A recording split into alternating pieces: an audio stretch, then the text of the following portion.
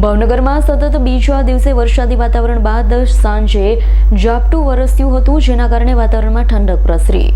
ઝાપટાના પગલે આકરી ગરમી અને બફારામાં રાહત થઈ હતી. ધીમી ગતિએ વરસાદ વાતાવરણ જામતું જતું હોવાથી ઉનાળાની ધીમી ગતિએ વિદાય સાથે ચોમાસાના વિધિવત પ્રારંભના એંધાણ વર્તાઈ રહ્યા છે. જોકે ભાવનગર શહેરના દેસાઈનગર, ભીડભંજન સહિતના વિસ્તારોમાં પાણી ભરાયા, જેના કારણે વાહન ચાલકો હેરાન થઈ ગયા. ભાવનગર સહિત રાજ્યભરમાં અડધો જૂન માસ વીત્યા બાદ ઉનાળાની ધીમી ગતિએ વિદાય થઈ રહી છે. ભાવનગરના આકાશમાં છેલ્લા કેટલા દિવસથી વાદળોની આવન જાવન શરૂ થઈ છે. આ દરમિયાન ગઈકાલે ભાવનગર શહેરના વિવિધ વિસ્તારોમાં ઝરમર છાંટા વરસ્યા બાદ આજે શુક્રવારે સતત બીજા દિવસે સાંજના સમયે હળવું ઝપટું વરસી જતા રસ્તાઓ ભીના થઈ ગયા. વાતાવરણમાં ઠંડક પ્રસરી હતી. લોકોને આકરી ગરમી અને બફારામાંથી છુટકારો મળ્યો હતો. જોકે આ વર્ષે મેઘરાજાની જોઈએ એવી ધમાકેદાર એન્ટ્રી જોવા મળી નથી. ઇરફાન સોલંકીનો રિપોર્ટ, S9 ન્યૂઝ, ભાવનગર.